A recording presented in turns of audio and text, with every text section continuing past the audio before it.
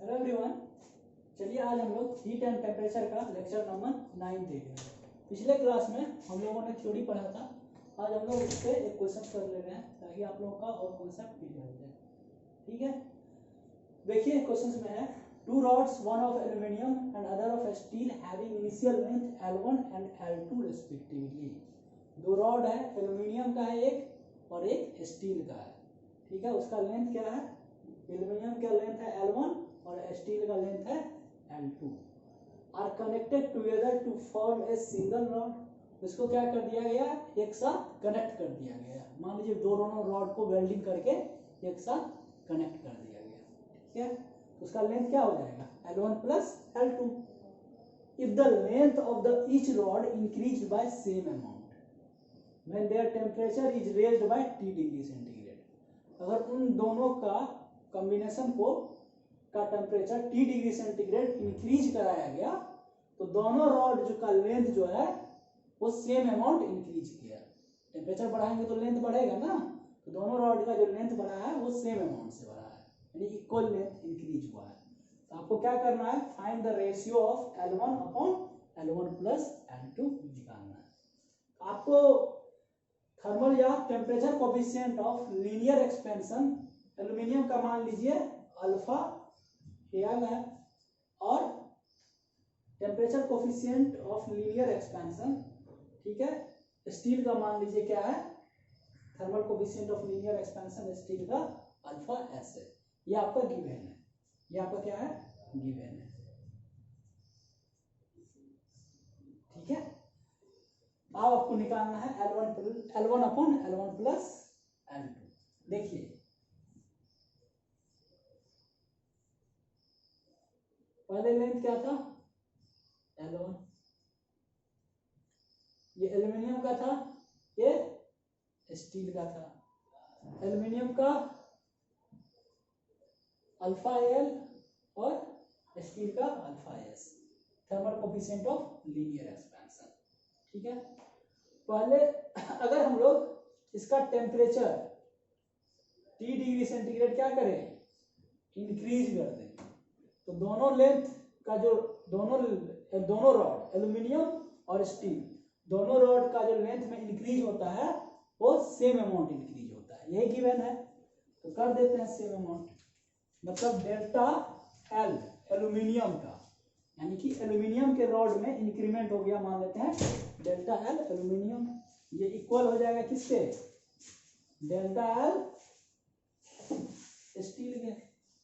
यानी कि aluminium rod में जितना लेंथ में इंक्रीमेंट हुआ है स्टील में भी ना इंक्रीमेंट हुआ है। इसमें तो कोई दिक्कत नहीं होनी चाहिए। अब देखिए चेंज इन लेंथ का फॉर्मूला क्या आया था? क्या आया था? LF का फॉर्मूला आया था LF equal to LI into 1 plus alpha delta T। अब देखिए ब्रैकेट को डिस्ट्रीब्यूट कर दीजिए, ठीक है, कोष्ठ को ये कर दे, मल्टीप्लाई कर दिए इसमें, तो ये क्या हो जाएगा? अब LF minus LI equal to क्या हो जाएगा? इस LI को LHS में लेके चल गए, LI अल्फा डेल्टा T, तो LF माइनस LI क्या हो जाएगा? Change in length, final minus initial length equal to क्या? LI alpha delta T। ये फॉर्मूला आपको याद कर लेना है, ये भी फॉर्मूला आप याद कर लीजिए, अच्छा रहेगा। Delta L equal to LI alpha delta T। ठीक है, तो यहाँ पे क्या हो जाएगा? LI अल्फा एल्यूमिनियम का डेल्टा T फॉर्मूला लगा देते हैं। LI ये सारा कुछ एल्यूमिनियम के लिए लिख रहे हैं, तो यहाँ पे LI aluminium, delta T aluminium, LI steel, alpha steel, delta T steel, सब कुछ स्टील के लिए लिख रहे हैं। अब देखिए एल्यूमिनियम का इनिशियल लेंथ क्या था? L1 था ना, एल्यूमिनियम का इनिशियल लेंथ L1 था। अल्फा एल्यूमिनियम का अल्फा एल, डेल्टा T यानी कि एल्यूमिनियम के रॉड का टेम्परेचर कितना इंक्रीज किए हैं? T गिवन है, तो डेल्टा T की जगह हम लोग क्या लिख देंगे? T equal to Li steel, steel का इनिशियल लेंथ क्या था, L2 था। अल्फा स्टील यही दिया हुआ है, alpha steel. Delta T steel कितना टेम्परेचर इंक्रीज किए हैं, दोनों का T डिग्री सेंटीग्रेड इंक्रीज किए हैं। T से T क्या हो जाएगा, कैंसिल हो जाएगा। तो यहां से आपको क्या मिल जाएगा, L1 अपॉन L2। इस L2 को इधर लेके चले आइए LHS में, तो क्या आ जाएगा, L1 upon L2 equal to alpha S upon alpha AL, ये आ गया। ठीक है, हमको क्या निकालना है, L1 upon L1 plus L2। चलिए मैं इसको मिटा दे रहा हूं, आपको इतना समझ में आ गया होगा, कोई दिक्कत नहीं है इसमें, मैं इसको मिटा रहा हूं।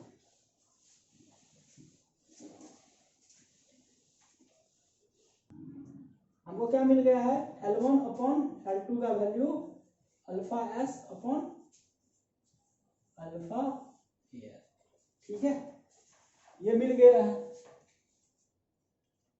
अब देखिए,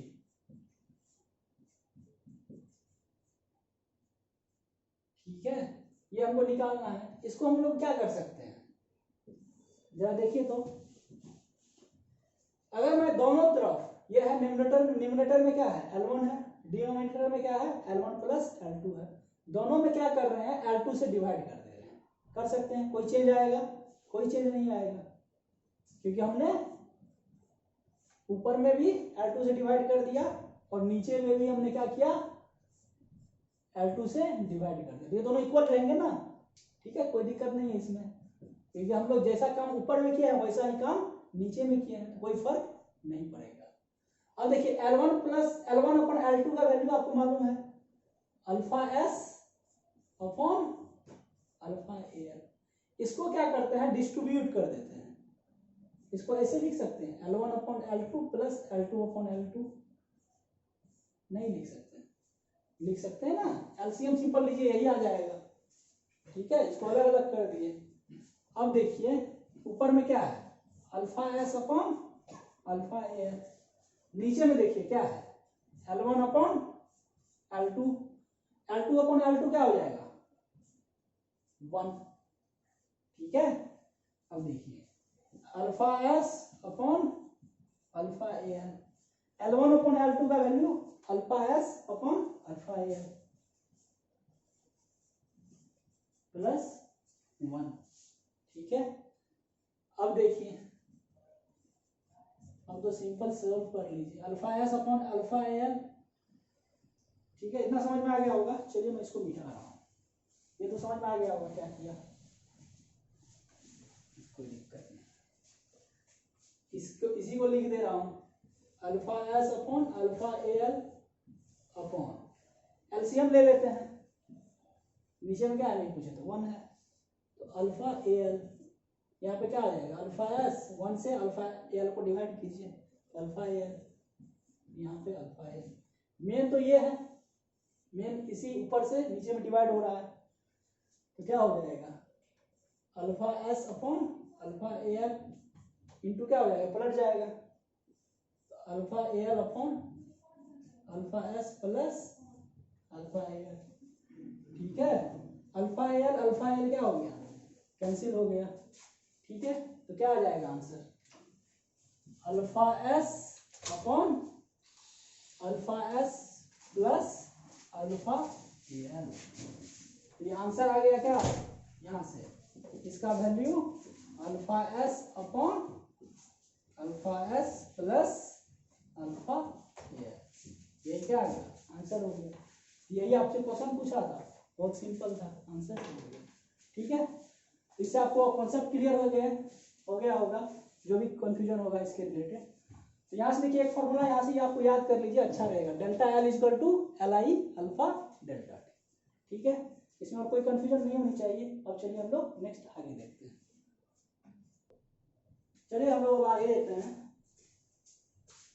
आप लोग मेटल स्केल देखे हैं, आप लोग के पास जो स्केल होता है, ठीक है, तो मेटल स्केल जो मेटल का होता है, जैसे स्टील का, वो देखते होंगे आप लोग के घर में होता होगा, कोई चीज का लेंथ मेजर करने के लिए।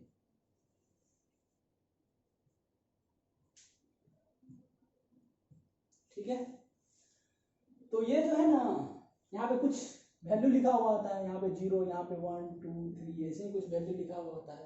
ये किसका होता है? जनरली स्टील का देखते होंगे, उजला उजला मेटल स्केल, ठीक है।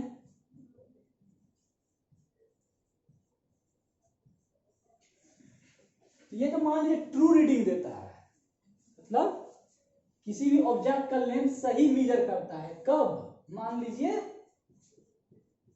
T डिग्री सेंटीग्रेड पे। कब मेजर करता है सही? T डिग्री सेंटीग्रेड पे। अब मान लीजिए ठंडा का मौसम आने वाला है, ठीक है, तो क्या हो जाएगा? टेम्परेचर घट जाएगा, ठीक है, टेम्परेचर घट जाएगा। ये जो मेटल स्केल जो है, ये जो स्केल है, ये सिकुड़ेगा या फैलेगा? सिकुड़ जाएगा। टेम्परेचर कम होता है तो मेटल क्या होती है? कॉन्ट्रैक्ट करती है, सिकुड़ती है। और टेम्परेचर बढ़ता है तो मेटल क्या होता है? एक्सपैंड करता है, फैलता है। तो जब टेम्परेचर डिक्रीज करेगा तो मेटल क्या हो जाएगी? सिकुड़ जाएगी, ठीक है। तो मान लेते हैं इसका हमको इस ऑब्जेक्ट का लेंथ मेजर करना है, ठीक है। तो ये सही रीडिंग दे रहा था, मान लेते हैं कि T डिग्री सेंटीग्रेड पे क्या देगा? ये सही लेंथ सही मेजर करेगा, सही लेंथ बताएगा। तो मान लेते यहाँ पे 0 था, यहाँ पे क्या था? 5 था, यहाँ पे 4, यहाँ पे 3, यहाँ पे 2 1, ठीक है, यहाँ पे 6, यहाँ पे 7। जब टेम्परेचर घट जाएगा विंटर के सीजन में, ठीक है, तो क्या हो जाएगा? ये सिकुड़ जाएगा। तो सिकुड़ेगा तो मान लीजिए ये 0 मान लेते हैं यहाँ पे है, ठीक है। अब ये देखिए, हो सकता है कि यहाँ पे 5.5 है, इन दोनों के बीच में 5.5 होगा बीच में। तो ये 5.5 वाला हिस्सा कहाँ चले जाएगा? यहाँ पे मान लेते हैं, ये यहाँ पे आ गया। ये 5 वाला क्या चला जाएगा? पीछे चला जाएगा। नहीं समझ में आया? सिकुड़ेगा तो ऐसे ही सिकुड़ेगा ना। तो ये वाला जो यहाँ पे 5 सेंटीमीटर यहाँ पे जो रीड कर रहा था, अब ये 5 क्या चला जाएगा? पीछे आ जाएगा। ये 5.5 यहाँ पे आ जाएगा। ये हो गया 5 4 3 2 1, इधर 6, यही जो आगे जो भी है, ठीक है। अब देखिए ये टेम्परेचर क्या है? T से कम है। ये टेम्परेचर क्या है? T डिग्री सेंटीग्रेड से कम है, मतलब टेम्परेचर घट गया है। तो अब बताइए इसका लेंथ ये ज्यादा दिखा रहा है, कम दिखा रहा है? अब जो ये स्केल मेजर कर रहा है, लेंथ क्या मेजर करेगा? 5.5। अगर अब आप इस स्केल से इस ऑब्जेक्ट का लेंथ मेजर कीजिएगा तो क्या मेजर करिएगा? 5.5 सेंटीमीटर। पहले क्या कर रहे थे? 5, सही ये था ना, तो सही वैल्यू क्या था? 5 था। अब क्या दिख रहा है? 5.5। ठंडे महीना में टेम्परेचर घट गया। तो इसका मतलब क्या हो गया कि अगर मेटल स्केल का टेम्परेचर डिक्रीज करते हैं या मेटल स्केल ट्रू रीडिंग किसी टेम्परेचर T डिग्री सेंटीग्रेड पे देता है, यानी कि सही वैल्यू बताता है, किसी भी ऑब्जेक्ट का लेंथ सही कब बता रहा है? मान लेते हैं T डिग्री सेंटीग्रेड पे। तो अगर इसका टेम्परेचर T डिग्री सेंटीग्रेड से कम करते हैं तो ये जो ऑब्जेक्ट का लेंथ का जो वैल्यू बताएगा वो ट्रू वैल्यू से कम बताएगा कि ज्यादा बताएगा? ज्यादा बताएगा। पहले 5 बता रहा था, अब क्या बताने लगा? 5.5, ज्यादा बताने लगा। समझ में आया या नहीं आया? समझ में आ गया? अगर मान लीजिए ये समझ में आ गया कि और टेम्परेचर घटाते हैं तो वो जो वैल्यू बताता है मेटल स्केल, यानी कि मेटल स्केल जो बताता है वैल्यू, जो बताता है ऑब्जेक्ट का, यानी कि लेंथ का वैल्यू जो बताता है वो ट्रू रीडिंग से ज्यादा बताता है। कब? जब उसका टेम्परेचर कम होता है, यानी कि जब जहां पे उसका टेम्परेचर, जिस टेम्परेचर पे वो सही रीडिंग बताता है, अगर उससे हम लोग टेम्परेचर घटाते हैं तो वो जो वैल्यू बताएगा ऑब्जेक्ट का लेंथ का, वो क्या बताएगा? वो ट्रू वैल्यू से ज्यादा बता देगा। समझ में आ गया कि इसमें कोई कंफ्यूजन है? कोई कंफ्यूजन नहीं होनी चाहिए। अब अगर मान लीजिए अगर टेम्परेचर बढ़ गया, अगर मान लीजिए इसका टेम्परेचर हमने क्या कर दिया? T डिग्री सेंटीग्रेड से बढ़ा दिया। मान लीजिए गर्मी का मौसम आ गया, टेम्परेचर बहुत ज्यादा बढ़ गया, ठीक है, तो ये क्या हो जाएगी? फैल जाएगी। ये क्या हो गई? फैल गई। यहाँ मान लेते 0, यहाँ पे जो 5 था ये भी क्या चला जाएगा? आगे चला जाएगा। ये मान लेते यहाँ पे 4.5 था, ये 4.5 वाला यहाँ पे आ गया, ये वाला यहाँ पे भाग जाएगा, सारा सब कुछ फैल जाएगा ऐसे। ये 4.5 वाला यहाँ पे आ गया, ये 5 वाला यहाँ पे, ये 6 7 ऐसे ही इधर 4 3 2 1। ठीक है, अब बताइए, और टेम्परेचर बढ़ा दिए तो वैल्यू क्या बताने लगा, क्या मेजर करेगा, 4.5 मतलब कम वैल्यू मेजर कर रहा है। तो कोई metal scale T degree centigrade पे सही रीडिंग बता रहा है। अगर उसका टेम्परेचर बढ़ाते हैं तो वो जो वैल्यू जो मेजर करता है वो ट्रू वैल्यू से कम मेजर करता है। समझ में आ रहा है बात ना? ठीक है, वो कम मेजर करता है। तो इस चीज को मैं नोट करके लिखा दे रहा हूं। ठीक है,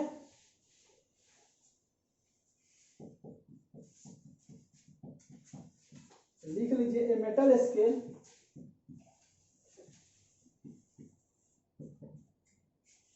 is calibrated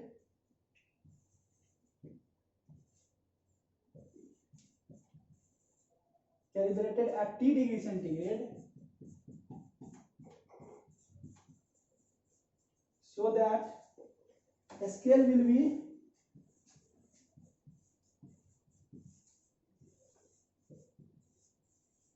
true reading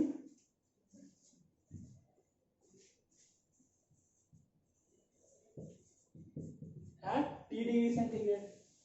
इसको T डिग्री सेंटीग्रेड पे बनाया गया तो true reading T degree centigrade पे देगा, at T degree centigrade only. ठीक है, at greater temperature reading will be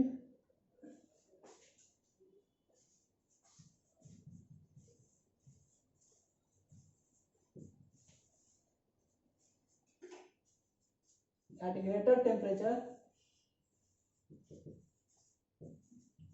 reading will be smaller। ज्यादा टेम्परेचर पे रीडिंग क्या देगा, स्मॉलर, कम देगा। And at smaller temperature reading will be greater than true reading.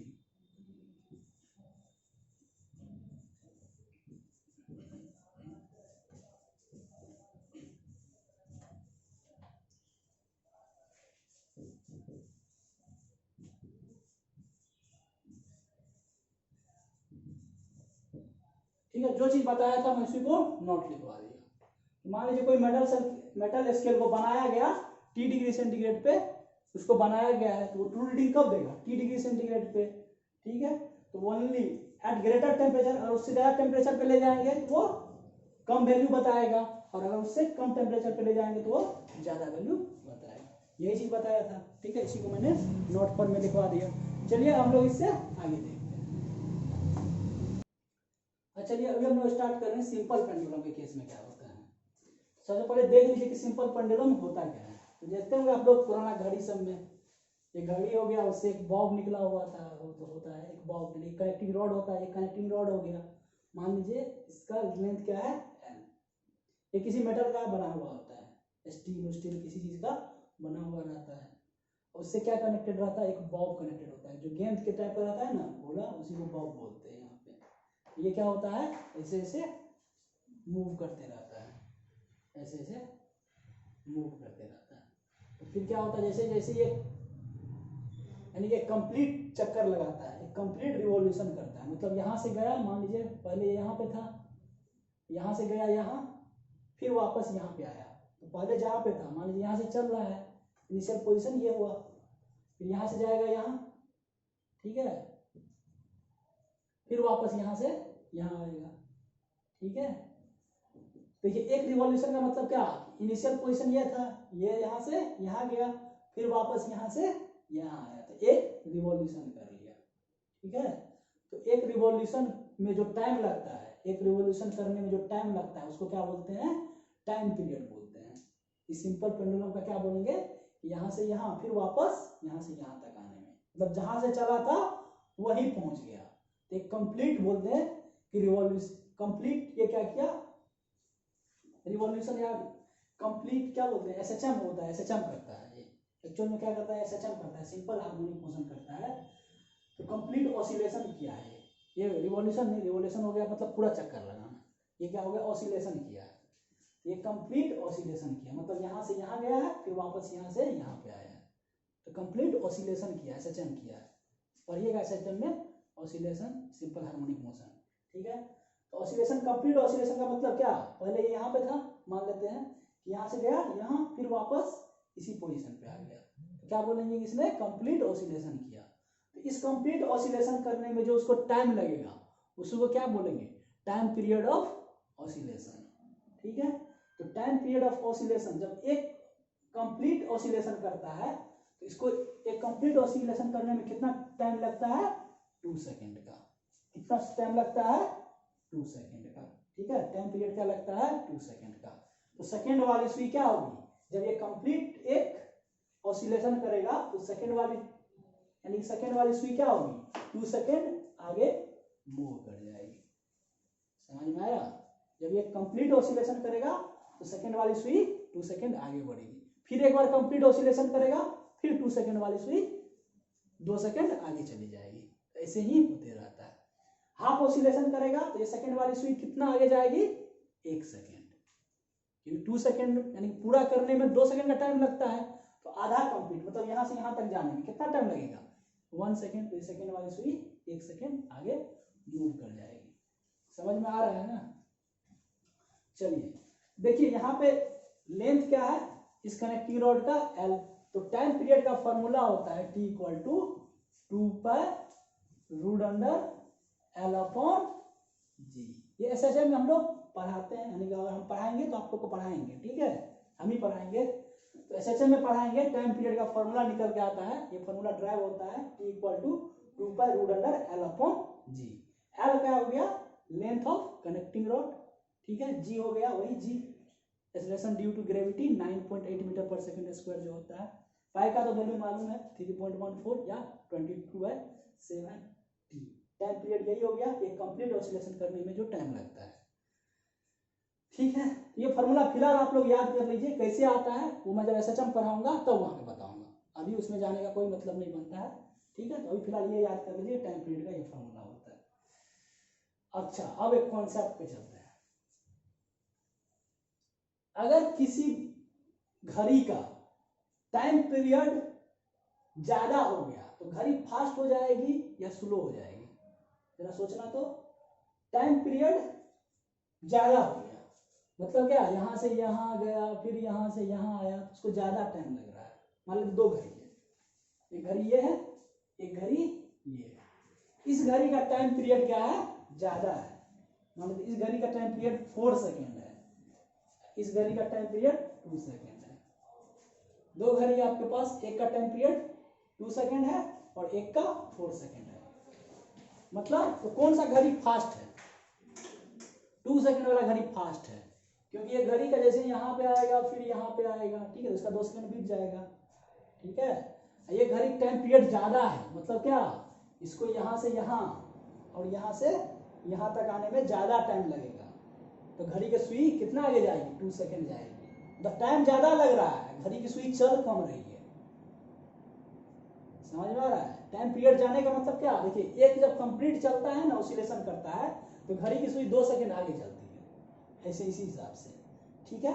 तो टाइम पीरियड मान लीजिए किसी घड़ी का ज्यादा हो गया, टाइम पीरियड किसी घड़ी का ज्यादा हो गया, ठीक है।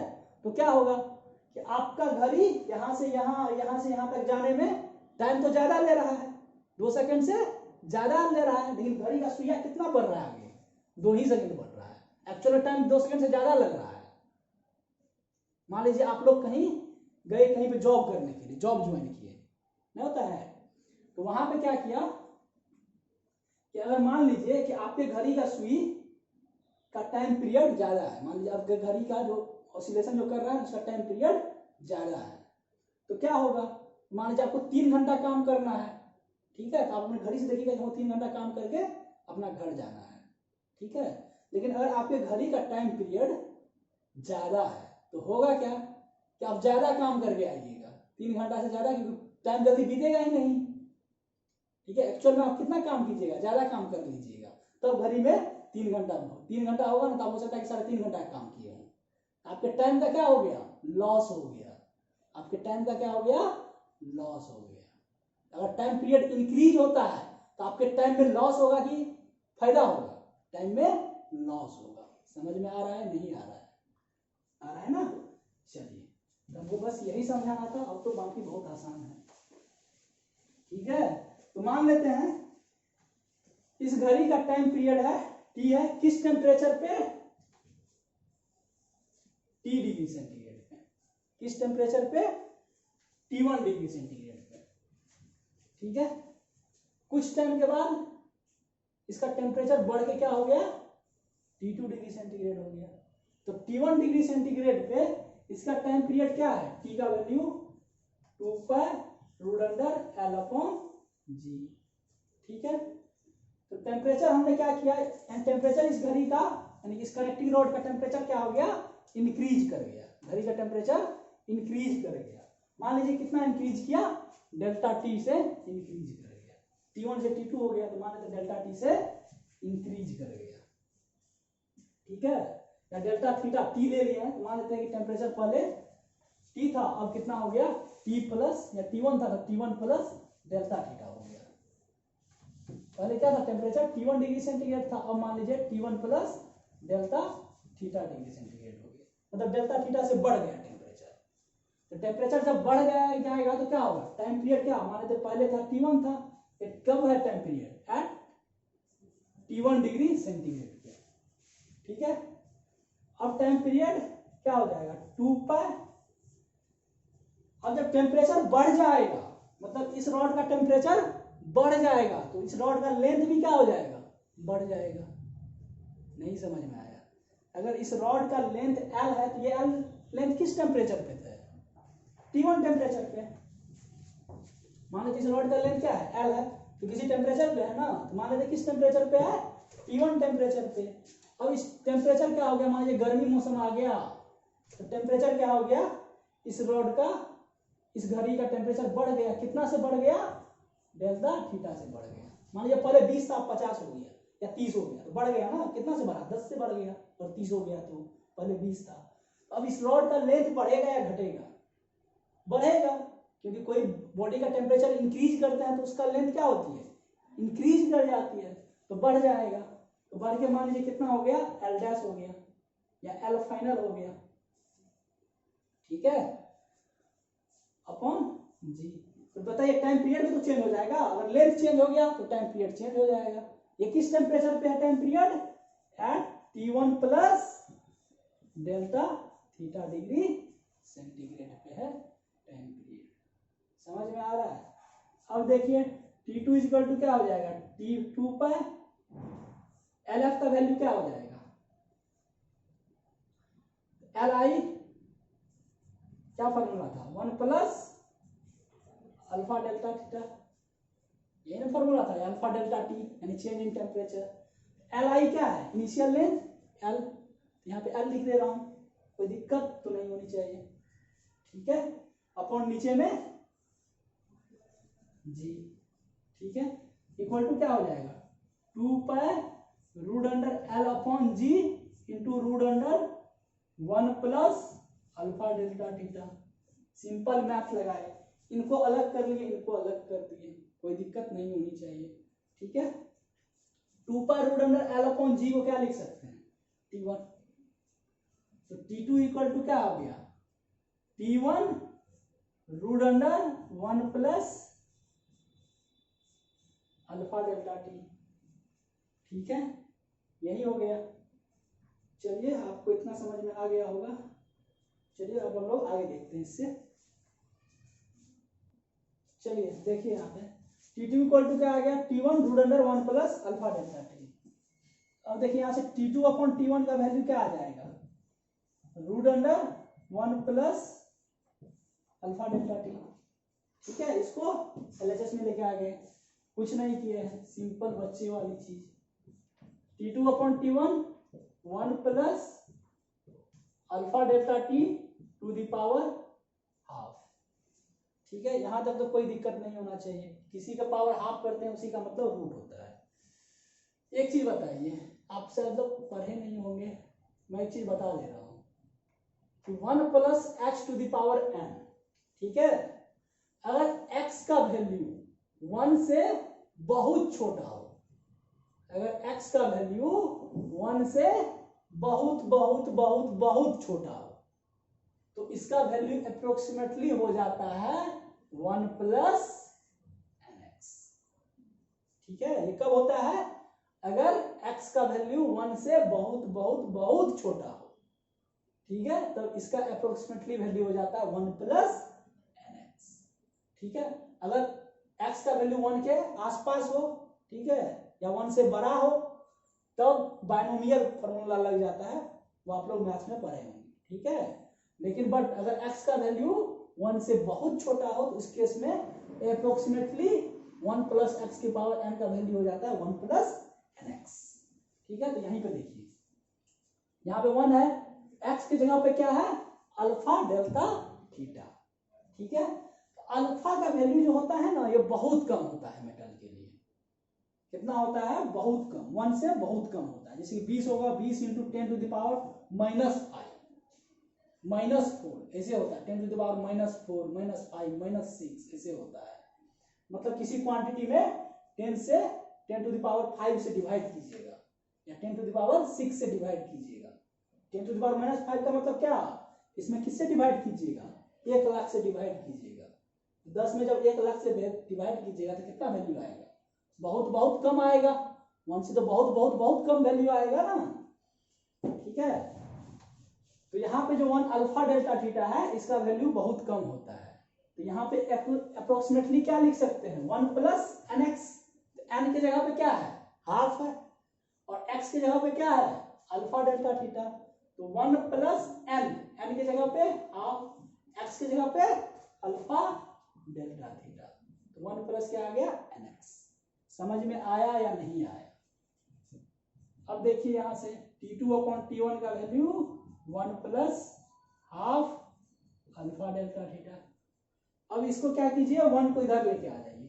T2 minus T1 minus 1 equal to 1 plus 1/2 alpha delta theta.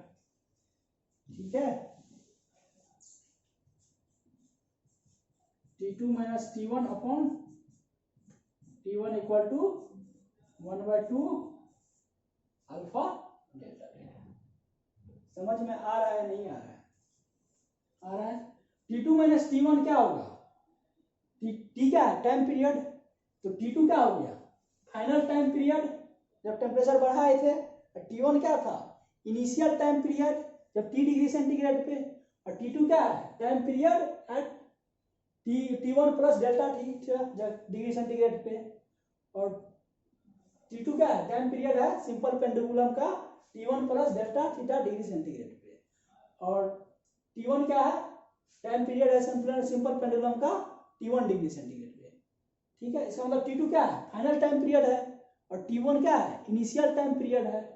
तो फाइनल में से इनिशियल को घटाएंगे तो क्या होगा? चेंज। तो चेंज इन टाइम पीरियड को डेल्टा टी लिख सकते हैं upon T1 initial time period equal to क्या हो जाएगा? 1/2 अल्फा डेल्टा थीटा। चेंज का फॉर्मूला क्या होता है? फाइनल माइनस इनिशियल बताए थे। गेन का फॉर्मूला क्या होता है? फाइनल माइनस इनिशियल बताए थे। इसका मतलब चेंज इक्वल टू क्या होता है? गेन होता है। यहाँ पे क्या है? Delta T upon T. इसका मतलब क्या हुआ? इसको अगर हम लोग बोलना चाहे तो कैसे बोलेंगे? Change in time period per unit time period.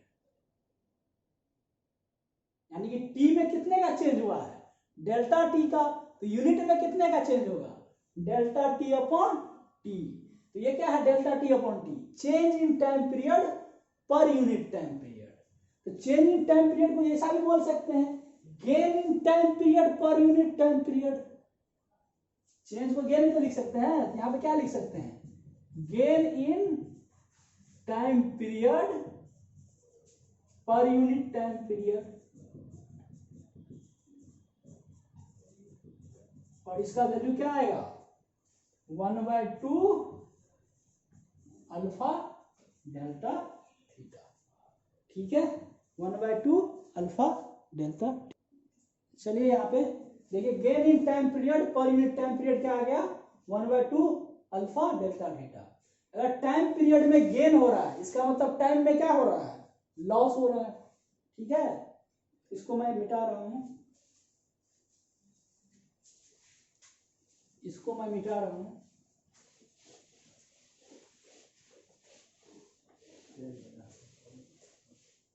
Gain in time period per unit time period क्या हो जाएगा, लॉस इन टाइम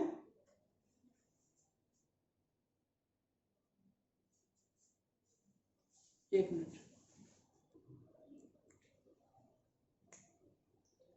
चलिए देखिए, gain in time period per unit time period क्या हो जाएगा, loss in time per unit time. मैं बताया था ना, अगर टाइम पीरियड गेन हो रहा है तो टाइम में क्या हो जाता है, लॉस होता है। यहाँ पे क्या लिखा हुआ है, gain in time period per unit time period का वैल्यू क्या, 1/2 alpha theta theta, 1/2 alpha delta theta equal to क्या हो जाएगा, loss in time per unit time equal to 1/2 alpha delta theta. मतलब यूनिट टाइम में टाइम का कितना loss हो रहा है, ठीक है, पर यूनिट टाइम। मतलब यूनिट टाइम में कितना टाइम का लॉस होगा, 1/2 अल्फा डेल्टा थीटा। ठीक है, लॉस एंड टाइम का मतलब समझ में आ रहा है ना, यूनिट टाइम में कितने टाइम का लॉस होगा, 1/2 अल्फा डेल्टा थीटा।